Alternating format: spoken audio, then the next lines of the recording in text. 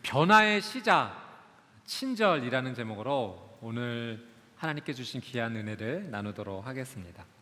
아브라함이 100세에 낳은 아들이 이삭입니다. 이삭이 이제 결혼할 때가 되었을 때 아브라함이 이 이삭 아들을 위한 신부를 구해주고자 합니다.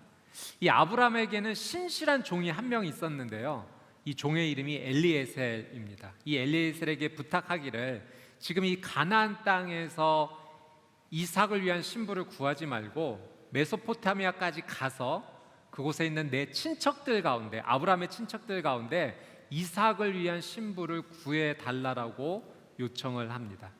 이 아브라함의 신실한 종인 엘리에셀이 아브라함의 이 부탁에 순종해서 낙타 10마리를 준비하고 또 좋은 선물까지 준비해서 이 메소포타미아까지 가게 됩니다. 짧은 거리가 아닙니다. 약 800km를 이 엘리에셀이 찾아가게 됩니다. 한 20일 정도 걸렸을 것으로 예상이 됩니다. 먼 곳까지 힘겹게 여행을 해서 드디어 목적지에 도착을 하게 되죠. 이제 엘리에셀이 우물가의 곁에서 이 낙타들을 조금 쉬게 합니다. 그리고 저녁 때가 되었습니다. 저녁 때가 되면은 그 마을에 있는 여인들이, 소녀들이 우물 곁으로 뜨거운 햇볕을 피해서 저녁 때쯤에 물을 우물에서 기르고자 나오기 시작을 합니다. 이때 이 엘리에셀이 하나님께 이런 기도를 합니다. 하나님, 제가 이제 드디어 우리 주인 아브라함의 친척이 살고 있는 이곳까지 도착을 하게 됐는데 제가 한 소녀에게 물을 좀 달라라고 하겠습니다. 근데 그 소녀가 저에게 물을 줄 뿐만 아니라 낙타에게까지 물을 준다면 그 소녀가 바로 하나님께서 준비하신 사람인 줄 알겠습니다. 그 소녀가 바로 내 주인의 아들인 이삭의 아내가 될 사람이라고 생각하겠습니다라고 기도를 했던 거죠. 그때 리브가라는 한 소녀가 물동이를 가지고 물을 기르러 나왔습니다. 우리 오늘 본문의 17절에서 20절 말씀을 한 번만 더 같이 읽어보도록 하겠습니다. 자, 17절에서 20절 시작. 아브라함의 종이 얼른 리브가에게 뛰어가 말했습니다. 내게 그 물동이의 물을 좀 주시오. 내 주여 드십시오 하면서 그녀는 얼른 자기의 물동이를 내려서 손에 받쳐들고 그에게 마시게 했습니다. 그에게 물을 다 마시게 한 후 리브가가 말했습니다. 낙타들을 위해서도 제가 물을 기르다가 낙타들이 물을 다 마시도록 하겠습니다. 그녀는 얼른 자기의 물동이에 물을 구유에 붓고 다시 물을 기르러 우물로 뛰어갔습니다. 그리고 물을 깃고 또 길어 모든 낙타들이 충분히 마시도록 했습니다. 여러분, 우리가 낙타에 대해서 사실은 잘 모르는데 이 낙타에 대해서 저희가 조금 정보를 알 필요가 있습니다. 이 낙타를 말하면서 사막의 배라고 별명이 붙어 있습니다. 그러니까 사막에서 유일한 이동 수단이 되는 동물이 이 낙타입니다. 낙타의 발이 굉장히 특별해서 모래에 빠지지가 않고요. 그리고 지구력이 참 강한 동물이라고 합니다. 더위에도 잘 견딜 수 있고요. 그리고 이 낙타가 여러분이 잘 알다시피 등에 이렇게 혹이 이렇게 있지 않습니까? 많은 분들이 이 혹 안에 무엇이 들어있느냐, 물이 들어있을 것이다 라고 이렇게 말씀하시는데 물이 들어있는 것이 아니라 지방이 들어있다고 합니다. 근데 실질적으로 낙타가 아주 오랜 시간 먹지 못하더라도 이 등에 있는 지방을 분해서 영양분으로 사용한다고 하죠. 그러니까 이 낙타의 등에 있는 지방은 우리로 표현하자면 이 뱃살과도 같은 것입니다. 그러니까 저희의 뱃살이 창피한 것이 아니라 이 생명 유지를 위해서 굉장히 중요한 것이죠. 낙타가 먹지 않았을 때 이 등에 있는 지방을 분해해서 영양분을 삼게 됩니다. 이 낙타는요, 한 30일 동안 물을 먹지 않아도 견딜 수가 있다고 해요. 그래서 한 번 물을 먹을 때 정말 많은 양을 낙타는 먹게 됩니다. 최소 한 번 먹을 때 50리터 정도는 낙타가 물을 마신다라고 하는 사실이죠. 자, 여러분, 이 엘리에셀, 아브라함의 종 엘리에셀이 낙타 몇 마리를 데리고 왔습니까? 10마리를 데리고 지금 먼 여행을 하고 온 거예요. 얼마나 낙타들이 지쳐 있었겠습니까? 근데 이 낙타들에게 물을 준다라고 하는 것은요, 이 쉬운 일이 절대 아닙니다. 낙타 한 마리당 50리터 정도, 최소 50리터 정도 먹여야 됐으니까 10마리면 500리터 정도 먹여야 됐고요. 만약에 이것을 우물에서 물을 길어다가 준다면 1시간, 2시간 정도는 계속 물을 퍼다가 구유에 붓고 줘야지만 먹을 수 있는 정도의 양인 거죠. 지금처럼 수도가 있어서 물을 틀면 나오는 시대가 아니었던 것입니다. 낙타에게 물 한 번 줄까? 이렇게 쉽게 생각할 수 있는 일이 전혀 아니었다라는 거예요. 근데 리브가가 이 일을 감당합니다. 엘리에셀에게 물을 줄 뿐만 아니라 제가 이 낙타들에게도 물을 좀 줄까요? 하면서 이 낙타들을 위해서 우물에서 물을 길어다가 충분히, 오늘 20절 말씀해 보니까 이렇게 표현이 되어 있습니다. 물을 깊고 또 길어 모든 낙타들이 충분히 마시도록 했습니다. 그러니까 최선을 다해서 땀을 뻘뻘 흘려가며 어린 소녀가 정말 최선을 다해서 친절을 베푼 것입니다. 리브가에게는 이 엘리에셀이 처음 보는 사람이에요. 그 동네에 낯선 사람이 온 겁니다. 이게 어쩌면 나그네이죠. 그런데 이 나그네를 소홀하게 대하지 않았습니다. 자신이 할 수 있는 최선을 다해서 친절을 리브가가 이 엘리에셀에게 베풀었던 거죠. 결론적으로 말하면 리브가가 베풀었던 이 친절 때문에 리브가의 삶 가운데는 놀라운 변화가 시작이 됩니다. 리브가가 베푼 이 친절의 행동으로 말미암아 이 리브가는 이삭의 아내가 되었고요. 이삭의 아내가 되었다는 것은 이스라엘 민족의 중요한 조상이 되었다는 거예요. 그리고 그의 이야기는 곧 예수님의 족보에 오르는 여인이 되었다라고 하는 사실입니다. 여러분, 리브가가 베풀었던 친절로 말미암아 엄청난 변화가 그녀의 인생 가운데 찾아오게 된 것입니다. 오늘 저희는 친절에 관한 하나님의 말씀을 함께 나누고자 합니다. 하나님께서 원하시는 성경적 관점의 친절은 무엇이며 또 그런 하나님께서 원하시는 친절의 삶을 살았을 때 하나님께서 우리의 인생 가운데 베풀어 주시는 은혜는 무엇인가, 오늘 말씀을 통해서 한번 살펴보도록 하겠습니다. 첫 번째, 이 친절을 통해서 하나님께서 저에게 주시고자 하는 메시지는 이것입니다. 내가 할 수 있는 범위에서 기대 이상으로 친절하십시오 라고 하나님께서 우리에게 메시지를 줍니다. 여러분, 보통 우리가 누군가에게 어떤 부탁을 받는다면 우리는 대개 그런 생각을 합니다. 내가 할 수 있는 최소한으로만 이 사람을 좀 도와줘야겠다라는 생각을 합니다. 근데 오늘 하나님께서 리브가를 통해서 우리에게 주시고자 하는 메시지는 내가 할 수 있는 최선을 다해서 상대방이 기대하는 것보다 그 기대 이상으로 친절을 베푸는 삶을 살라라고 우리에게 말씀하신다는 거예요. 우리가 살아가는 삶의 현장에서 누군가가 부탁을 했을 때 상대방이 기대한 것보다 조금 더 친절한 삶을 사는 것, 그것이 오늘 하나님을 믿는 우리에게 하나님께서 주시고자 하는 삶의 메시지입니다. 근데 여러분, 이것에는 분명한 기준은 있어요. 예를 들어서 내가 할 수 없는 범위까지 상대방을 도와주고자 너무 애쓰지는 말라라는 겁니다. 예를 들어서 내가 가지고 있는 친절을 베풀 수 있는 능력이 100이라면 그 100의 범위 안에서 상대방을 도와줄 수 있는 거죠. 내가 가지고 있는 능력이 100인데 만약 상대방이 1000에 대한 어떤 친절을 베풀기를 요청했다면 내가 할 수 없는 범위까지 고민해가면서 모든 걸 끌어다가 도와주라는 것이 아니라 상대방이 1000을 요구했지만 100을 가진 능력 안에서만 친절을 베풀라는 거예요. 근데 문제는 우리가 100의 능력을 가지고 있지만 상대방이 도움을 요청했을 때 5나 10 정도만 친절을 베풀고 멈춘다는 거죠. 근데 하나님은 100의 능력을 가지고 있으면 그 100의 능력까지 충분하게 기대 이상으로 상대방이 기대했던 것보다 조금만 더 친절을 베풀라는 거예요. 그것이 하나님께서 오늘 우리에게 주시고자 하는 도전입니다. 여러분, 엘리에셀이 리브가에게 물 좀 달라라고 요청했을 때 리브가가 정말 물 한 그릇만 제공하고 멈추었다면 역사는 이루어지지 않았다는 거예요.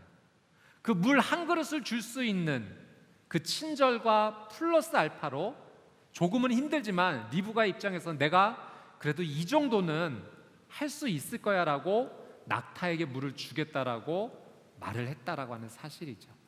그 당시에 삶을 살면서 리브가는 이 낙타들이 얼마나 지쳐 있는지를 눈에 본 겁니다. 그리고 이 정도까지는 내가 할 수 있는 최선이야 라고 하면서 상대방이 비록 요청하지는 않았지만 그 상대방이 요청했던 기대 이상으로 리브가가 그 일을 감당했던 것입니다. 여러분, 우리가 우리의 삶 속에서 내가 요청받은 것보다 조금만 더 친절을 베풀면 그 내가 베푼 친절을 통해서 내 삶에 분명히 변화가 시작이 됩니다. 그저 하나만 더 내가 했을 뿐인데 그 하나 더한 플러스 알파의 친절로 말미암아 내 인생에 새로운 변화가 시작될 수 있다는 것은 놀라운 하나님의 축복인 거죠. 성경에 보면 전도서 11장 1절 말씀에 이런 말씀이 있습니다. 전도서 11장 1절 말씀 우리 같이 한번 읽어보겠습니다. 시작. 내 빵을 물 위에 던져라. 여러 날 후에 내가 다시 찾게 될 것이다. 여러분, 이 말씀이 어떤 의미 같으세요? 내 빵을 물 위에 던지래요. 그러면 여러 날 지난 후에 내가 다시 그것을 찾게 될 것이다 라고 전도서 11장 1절 말씀에 하나님의 말씀이 기록되어 있습니다. 이 말씀을 해석하는 여러 관점이 있는데 그 가운데 하나가 영어 번역에서 NLT 성경에서는 이렇게 이걸 번역했습니다. 관대하게 베풀어라. 이는 내가 베푼 은혜가 훗날 너에게 돌아올 것이기 때문이다. 은혜를 베풀라는 거예요. 그냥 적당한 은혜가 아니라 관대하게 은혜를 베풀면 내가 베푼 그 은혜가 다시 나에게 돌아올 날이 있을 거라는 거예요. 그런데 은혜를 베풀 때 이걸 내가 베풀면 언제가 나에게 돌아오겠지 이렇게 계산하면서 하라는 것이 아닙니다. 계산하지 말고 기대하는 마음 없이 할 수 있을 때 내가 할 수 있는 능력 안에서 범위 안에서 최대한 관대하게 은혜를 베풀면 언젠가 내가 베푼 은혜가 나에게 되돌아올 날이 있을 거라는 거예요. 하나님께서 내가 베푼 친절의 삶을 기억하시고 다시 나에게 친절을 베풀어 주시는 은혜를 하나님께서 주실 거라는 거죠. 그래서 잠언 19장 17절 말씀에 이런 말씀, 이런 표현이 있습니다. 잠언 19장 17절 한번 같이 천천히 한번 의미를 생각하면서 한번 읽어볼게요. 시작. 가난한 사람을 불쌍히 여기는 사람은 여호와께 빌려드리는 것이니 그가 한 일에 대해 그분이 갚아 주실 것이다. 여러분, 한 번만 더 같이 한번 읽어볼게요. 자, 잠언 19장 17절 시작. 가난한 사람을 불쌍히 여기는 사람은 여호와께 어떻게 해드리는 것이니? 빌려드리는 것이니 그가 한 일에 대해 그분이 어떻게 해주실 것이다? 갚아주실 것이다. 여러분, 가난한 사람에 대해서 관대한 내가 할 수 있는 은혜를 베푸는 것, 그건 하나님께 내가 빌려드리는 거래요. 여러분, 이 표현이 너무 좋지 않습니까? 여러분, 내가 할 수 있는 범위 안에서 친절한 삶을 사는 것이 하나님께 꾸어드리는 거예요. 우리 하나님은요, 내가 꾸어드리면 그거 떼먹고 도망가지 않으세요. 하나님은 그것에 우리가 상상하지 못한 더 큰 은혜로 우리에게 되돌려 주십니다. 여러분, 할 수 있으면 주변의 삶 가운데 내가 할 수 있는 친절에서 하나를 더해서 친절을 베푸는 삶, 그건 하나님께 꾸어드리는 삶이 되는 거예요. 계산하지 않고 기대하지 않고 빵을 던지는 거예요. 빵을 그 물 위에 던지는 겁니다. 그러면 언젠가 그 내가 던진 빵이 다시 나에게로 돌아오는 놀라운 은혜가 있을 거라는 거죠. 리브가가 그런 삶을 살았어요. 엘리에셀에게 물 한 그릇만 줘도 그건 참 친절한 삶일 텐데 조금 더 친절했어요. 내가 할 수 있는 상대방이 기대한 것보다 조금 더 친절했어요. 그리고 그 친절이 리브가에게는 상상할 수도 없는 놀라운 은혜로 그녀의 인생 가운데 찾아오게 된 것입니다. 여러분, 6일 약국 갑시다라는 책이 있어요. 김성호 대표님이 쓰신 책인데 이분이 나중에 이제 메가스터디의 대표님까지 하셨는데 원래는 마산이라는 도시에서 한 작은 그 약국을 운영하셨던 약사셨어요. 그래서 그때의 경험을 이 6일 약국 갑시다 크리천이신데 그것을 이렇게 기록해서 책으로 이렇게 내셨는데요.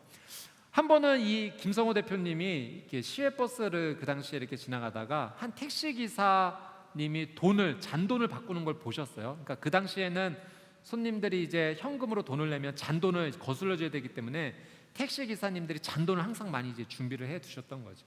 5천 원짜리 지폐를 어느 아주머니에게 드리니까 동전을 받는데 200원 수수료를 떼고 4,800원으로 이렇게 받으시는 거예요. 그러니까 택시 기사님들이 돈이 필요하니까 그렇게 수수료를 받고 거슬러 주시는 분들이 계셨던 거죠. 그래서 이 김성호 대표님이, 약사님이 이걸 보고 자신의 약국으로 돌아와서 동전을 굉장히 많이 준비를 합니다. 그리고 택시 기사님이 가끔 들리면은 저 동전이 이렇게 있으니까 수수료 받지 않겠습니다. 마음껏 원하시는 것만큼 바꿔 가십시오. 기대하고 했던 일이 아니래요. 전혀 계산하지 않은 행동이었습니다. 원래 이 김성호 대표님은 이 일 아니었고도 뭐 그 약국에 어느 분이 길을 좀 알려달라고 찾아오면 친절하게 약도까지 그려주면서 최선을 다해서 알려드리고, 어쨌든 찾아오는 모든 분들에게 친절을 베풀고자 노력했던 거예요. 기사님들을 위해 잔돈을 준비한 것도 사실은 친절을 베풀기 위해서 그 행동을 하셨던 건데, 놀라운 변화가 갑자기 찾아온 겁니다. 택시 기사님들 사이에 소문이 퍼져나가기 시작한 거예요. 그 6일 약국 가면은 수수료 받지 않고 동전을 바꿀 수 있다. 그러니까 갑자기 그 약국 앞에 택시들이 줄을 서기 시작을 합니다. 그러니까 약국 앞에 택시들이 줄을 서니까 이제 동네 주민분들도 택시를 타려면 그 약국으로 가시는 거예요. 자연스럽게 사람들이 많아지기 시작했어요. 그리고 기대하지 않았는데 매출이 오르기 시작을 한 겁니다. 내가 조금 더 베푼 친절 하나 때문에 나의 인생 가운데 생각하지 못했던 놀라운 변화가 찾아오게 되었다라고 하는 사실이죠. 여러분, 하나님께서 오늘 말씀 통해서 그런 도전 주세요. 친절한 삶을 살아봐. 그럼 변화가 시작될 거예요. 그런데 그냥 친절한 삶이 아니라 내가 할 수 있는 거에다가 플러스 알파 한 가지만 더 친절을 해봐. 상대방이 기대하는 것보다 조금만 더 친절해봐. 그러면 너의 인생에 더 큰 은혜로 너에게 찾아올 거야. 내가 너의 인생을 기억할 거야. 너의 친절을 기억할 거야. 하나님께서 오늘 우리에게 말씀을 주시는 겁니다. 여러분, 여러분이 가지신 빵을 계산하지 말고 물에 던지십시오. 그리고 하나님께 마음껏 구워드리십시오. 우리 하나님은 갚아주실 거예요. 더 큰 은혜로 갚아주실 것입니다. 기대 이상의 친절한 삶을 살아서 여러분의 삶 가운데 놀라운 은혜의 변화가 시작되기를 주님의 이름으로 축복합니다. 두 번째, 오늘 이 리브가의 삶을 통해서 하나님께서 우리에게 주시는 두 번째 메시지는 이것입니다. 내가 친절하면 나의 주변이 복을 받습니다. 그럼 친절을 베푼 건 나인데, 내가 친절을 베푼 삶을 통해서 내 주변에 있는 사람들이 함께 복을 받게 된다라는 사실이에요.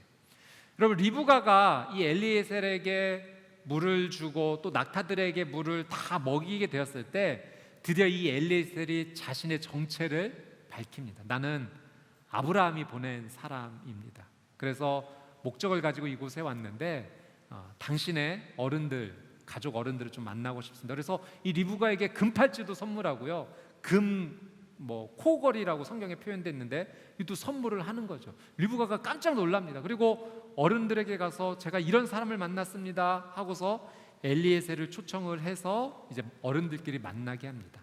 엘리에셀이 아주 자세하게 이야기를 해요. 저는 아브라함을 주인으로 모시고 있는 사람입니다. 우리 주인께서 가나안 땅에서 아들 이삭을 위한 아내를 구하지 말고 이곳까지 와서 친척 가운데 꼭 아내를 구해달라고 부탁했습니다. 그리고 제가 기도하면서 이곳에 왔는데 하나님께서 놀랍게도 리브가를 만나게 하셨는데 또 아브라함의 친척이네요. 하나님께서 하신 일 같습니다라면서 이 모든 것을 자세하게 설명을 합니다. 이 이야기를 모두 들은 이 리브가의 아버지와 오빠가 이 리브가의 결혼에 대해서 이건 하나님께서 하신 일이니 저희도 찬성하겠습니다라고 승낙을 하게 되죠. 자, 창세기 24장 51절에서 53절 말씀 같이 한번 읽어보겠습니다. 시작. 리브가가 여기 있으니 그녀를 데리고 가셔서 여호와께서 말씀하신 대로 당신 주인 아들의 아내로 삼으십시오. 아브라함의 종이 그들의 말을 듣고 땅에 엎드려 여호와께 경배를 드렸습니다. 자, 53절 시작. 그리고 그 종은 은금 패물과 옷들을 꺼내 리브가에게 주었습니다. 그녀의 오빠와 그녀의 어머니에게도 값비싼 선물들을 주었습니다. 기분 좋게 이 결혼 승낙을 받은 엘리에셀이요, 그 주인 아브라함이 준비해 준 좋은 폐물들과 옷들을 리브가에게도 줄 뿐만 아니라 그 가족들에게도 모두 선물로 이렇게 내어 놓게 됩니다. 친절을 베푼 것은 리브가인데요, 이 리브가를 통해서 그 가족들이 좋은 선물을 누리게 되었다는 거예요. 물론 이 당시에는 결혼을 승낙하는 대가로 뭔가 이런 것들이 오고 갈 수 있는 상황이지만, 여러분, 이것이 주는 영적인 메시지가 있어요. 하나님께서는 내가 친절을 베풀면 친절을 베푼 사람뿐만 아니라 그 주변 사람들까지도 함께 복을 받을 수 있는 은혜를 하나님께서 주시겠다라고 우리에게 약속의 메시지를 주고 있는 겁니다. 여러분, 리브가가 만약 오늘 이 자리에 올 수 있어서 우리에게 이야기한다면 리브가가 이런 이야기를 하지 않겠습니까? 만약 당신이 다른 사람에게 친절을 베풀면 당신 주변 사람들이 복을 받을 겁니다. 아브라함의 종 엘리에셀이 자신의 신분을 밝히면서 온갖 금은 패물과 의복을 나뿐만 아니라 내 가족들에게도 선물했습니다. 친절을 베풀면 그 당사자뿐만 아니라 그 주변 사람들까지도 하나님의 복을 누리게 됩니다. 여러분, 이 친절은 성경에 보니까 성령의 9가지 열매 가운데 하나예요. 이 개역개정에 나온 자비로 표현되었던 이 단어가 친절에 해당합니다. 그래서 여러분, 우리가 친절한 삶을 산다는 것은요, 성령님께서 함께 해주실 때 사실은 가능한 삶인 거예요. 상대방이 기대했던 것보다 그 기대 이상의 친절을 베푸는 삶, 하나님의 마음으로 다른 사람을 긍휼하게 여기고 내가 줄 수 있는 것을 최선을 다해서 주는 삶은요, 내 힘으로 할 수 있는 것이 아니라 하나님께서 함께 해주시기 때문에, 성령님께서 함께 해주시기 때문에 할 수 있는 삶이라는 거죠. 여러분, 그 이야기는 곧 무엇입니까? 내가 친절한 삶을 베푼다는 것은 내가 지금 하나님과 함께 동행하는 삶을 살고 있다는 증거입니다. 당연히 하나님과 함께하는 동행하는 삶이니 그가 베푼 친절의 삶을 통해서 하나님께서 복을 주시는 것은 당연합니다. 그런데 그 복이 나에게뿐만 아니라 내 주변의 사람들께까지 함께 임하게 된다라고 하는 사실이죠. 여러분, 어떤 사람은 사람들이 모이는 사람이 있고요, 어떤 사람은 사람들이 떠나는 사람이 있습니다. 어떤 사람에게 사람들이 모이는가? 친절을 베푸는 사람들에게 사람이 모입니다. 그러나 친절을 베풀지 않고 자기 욕심만 챙기는 사람에게는 점점 사람들이 하나둘씩 떠나갑니다. 나 혼자만 복을 누리고 살 거야 라고 마음을 먹고 산다면 그 사람은 곧 외로워질 수밖에 없습니다. 그러나 내게 있는 복을 나 혼자만 누리지 않고 주변 사람들에게 나누며 살 거야 라고 생각하고 결단하는 사람들은 주변에 그 사람 주변으로 사람들이 모이기 시작할 것이고, 그리고 친절을 베푸는 삶 가운데 또 다른 하나님의 은혜가 그의 삶과 그 주변의 사람들까지 임하게 되는 것이죠. 여러분, 친절을 베풀면 정말 변화가 시작됩니다. 나만 변화될 뿐만 아니라 내 주변도 변화되기 시작을 해요. 저는 여러분이 이 친절한 삶, 성경적 관점의 친절한 삶을 살아서 여러분이 잘 될 뿐만 아니라 여러분의 가족과 여러분의 직장과 여러분의 학교와 여러분의 주변 분들이 모두 하나님의 은혜와 축복을 누리시게 되기를 주님의 이름으로 축복합니다. 세 번째, 하나님께서 이 리브가를 통해서 우리에게 주시는 세 번째 메시지는 이것입니다. 가족에게 먼저 친절하십시오입니다. 여러분, 이 리브가의 친절한 삶을 제가 말씀을 준비하고 묵상하면서 조금 다른 포인트가 저한테 마음에 와 닿습니다. 사실 리브가가 뭔가 계산한 친절한 삶을 살았던 것이 아니잖아요. 그냥 그녀가 할 수 있는 최선을 다해서 뭔가 조건을 바라고 대가를 바라고 한 것이 아니라 1시간, 2시간 열심히 낙타에게 물을 주었던 이 친절한 삶을 그냥 산 것을 행동으로 여겼을 뿐인데, 놀란 은혜가 리브가에게 임했던 거죠. 이삭의 아내가 될 뿐만 아니라 또 이스라엘의 조상이 되고 예수님의 족보에 오르는 놀라운 위대의 삶을 이 리브가가 살게 됩니다. 근데 리브가가 이 엘리에셀에게 내가 이삭의 아내가 되겠습니다라고 결정했을 때 그때 리브가의 마음이 어땠을까? 여러분, 리브가의 마음이 어땠을까요? 이걸 한번 생각해 봤어요. 갑작스럽게 찾아온 결혼의 기회, 그리고 이 결혼을 하게 되면은 이제 멀리 떠나야 되는 겁니다. 그 당시에 800km는 지금도 좀 먼 거리지만 그래도 지금은 교통수단이 좀 잘 발달돼 있고 통신시설도 있어서 얼마든지 내 가족들과 만날 수도 있고 연결이 될 수도 있지 않습니까? 근데 이때만 해도 결혼해서 이렇게 멀리 떨어져 간다는 것은 지금 내 고향을 작별하는 것과 마찬가지예요. 사랑하는 내 가족, 내 아버지, 내 어머니를 떠나는 일입니다. 리브가의 마음이 어땠을까요? 또 가족들의 마음은 어땠을까요? 갑작스럽게 귀한 딸, 사랑하는 여동생은 시집 보내야 됐던 이 가족의 마음은 어땠을까요? 그래서 제가 그 리브가의 마음과 가족의 마음이 어땠을까 궁금해하면서 성경을 조금 더 읽었더니 성경에 이렇게 기록이 되어 있더라고요. 창세기 24장 54절 55절 말씀. 자, 같이 한번 읽어보겠습니다. 시작. 그 후에야 종과 그 일행이 먹고 마시고 그곳에서 하룻밤을 묵었습니다. 다음 날 아침에 일어나서 아브라함의 종이 말했습니다. 저를 제 주인에게 돌아가게 해 주십시오. 그녀의 어머니와 오빠가 대답했습니다.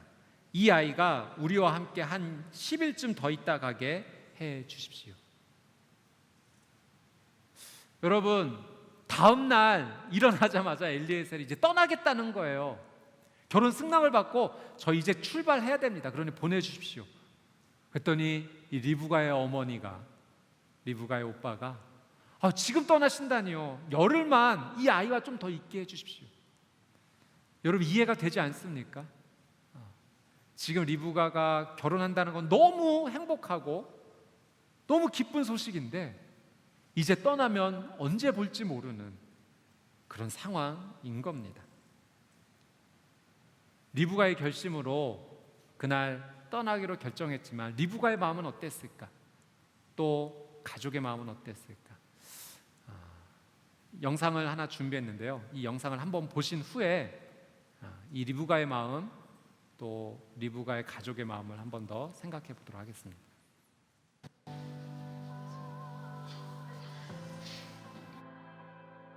저는 아프리카 차드로 파송을 앞두고 있는 예비 선교사 이은비라고 합니다. 캐나다에서 공부하다가 작년 말에 한국 와서 또 이제 결혼하고 바로 나가니까 부모님은 섭섭하시는 부분이 이제 없지 않아 있고. 오늘의 스케줄을 잠깐 말씀드리면 나오셔서 사진을 찍으신 다음에 빔으로 사진 찍으신 거를 보여드릴 거예요. 그런 거 감상하시고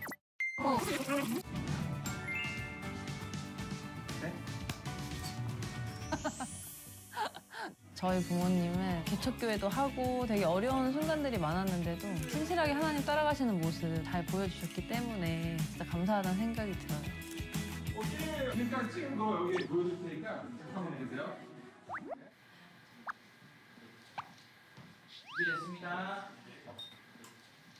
네, 저는 차드로 파송을 앞두고 있는 예비 선교사 이은비라고 합니다. 또 이제 결혼하고 바로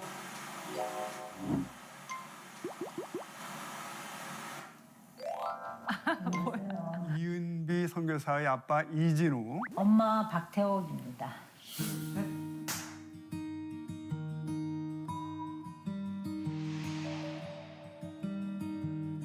우리 딸 은비는 순종적이에요. 내 딸이라 좋은 딸이 아니라 주일날도 모범이 없었고 좋은 딸이죠. 참 순하고 착한데 공부를 너무 잘하는 거예요. 그러니까 교수나 되면 좋겠다.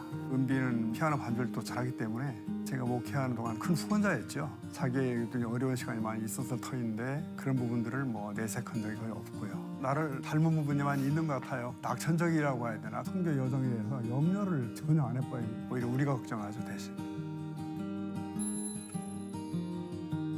우리가 영국에서 한국에 올 때 올 장학금에 학교에 갈 수 있었던 바로 그 시기인데 작은 교회를 가면서 좋은 학교에 보낸다는 걸 자기는 목회자의 양심으로 절대로 못 두고 간다는 거예요. 아빠는 어떻게 아빠 인생만 생각하느냐. 우리가 아빠 목회에 반대한 적 한 번도 없는데 우리가 6개월을 쌓였어요. 근데 결국은 강제로 데려온 거예요. 내가 세운 어떤 답과 내가 세운 명분이 절대 진리도 아닐 수 있는데 무지 미안하죠. 하여튼 참 미안하죠, 그 부분은.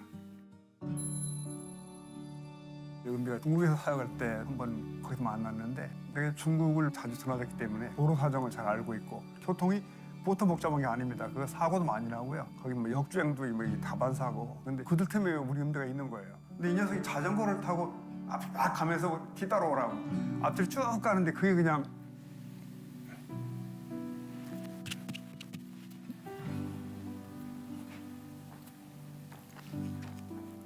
그 마음에 걸리더라고요.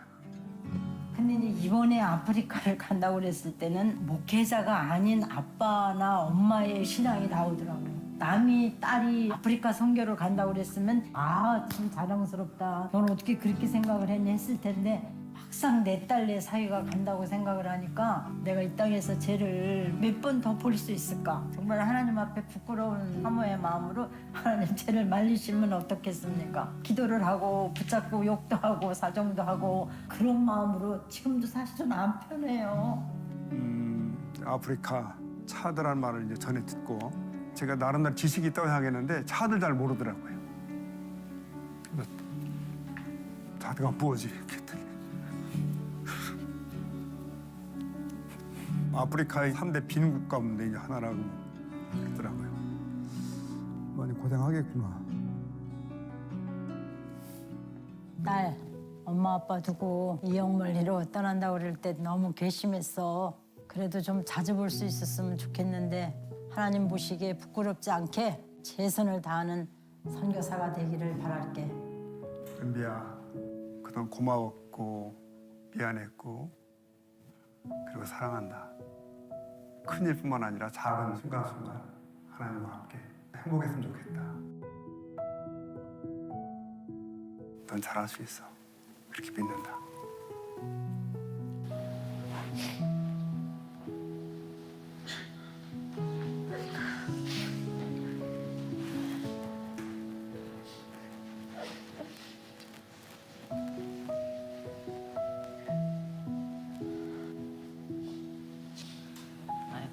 사실 내 평소에는 이런 얘기 잘 뭐 민망하기도 하고 어렵기도 하고 이게 평생 제게 너무 좋은 추억이 되고 또 힘들 때 꺼내보면 힘이 되지 않을까 그런 생각이 듭니다. 아이고, 사위 안아주셔. 아이고, 건강하고.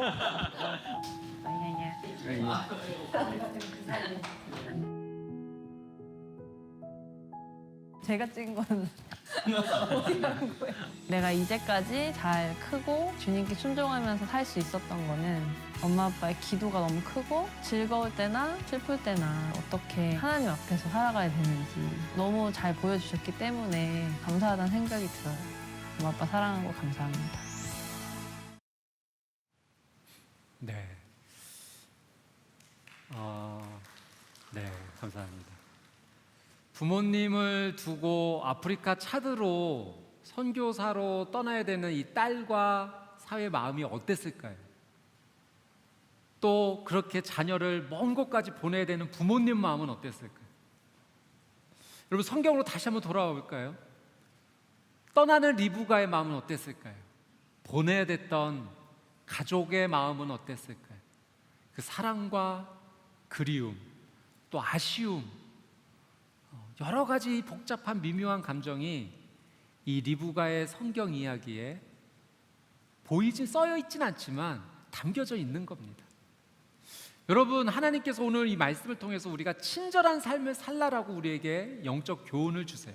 친절해야 됩니다. 직장에 가서도 친절해야 되고 학교에 가서도 친절해야 되고 내 주변 사람들과 친구들에게 친절해야 합니다. 그런데 우리가 가장 먼저 친절해야 될 대상이 있다면 우리 가족이라는 거예요.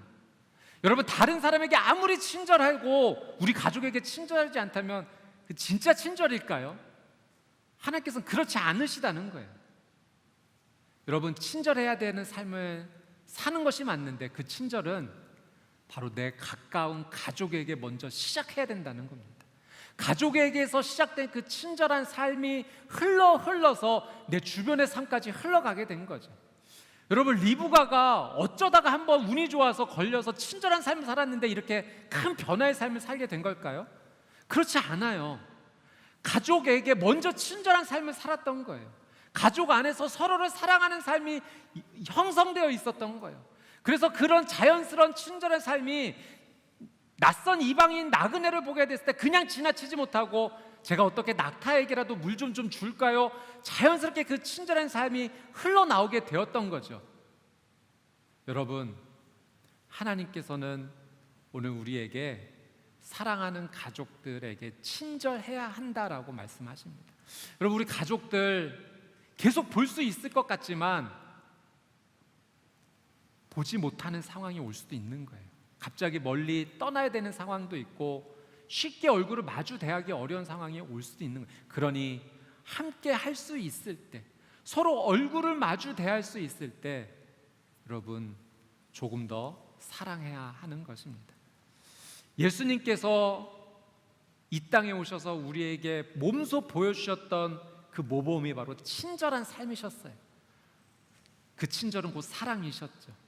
힘들고 연약한 자들을 온마음과 뜻과 힘을 다해 품어주시고 치료해 주시고 회복시켜 주셨어요. 그리고 우리에게 그렇게 말씀하시지 않으셨습니까? 내 이웃을 내 몸과 같이 사랑하라.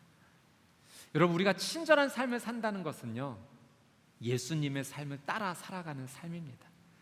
여러분, 그 예수님을 따라 살아가는 삶이 가족에게 흘러가고 그것이 차고 흘러넘쳐서 여러분의 직장과 친구와 이웃과 동역자들에게 흘러가게 되기를 주님의 이름으로 축복합니다. 여러분, 할 수 있다면 상대방이 생각했던 것보다 하나 더 친절하십시오. 상대방이 기대했던 것보다 하나 더 친절하십시오.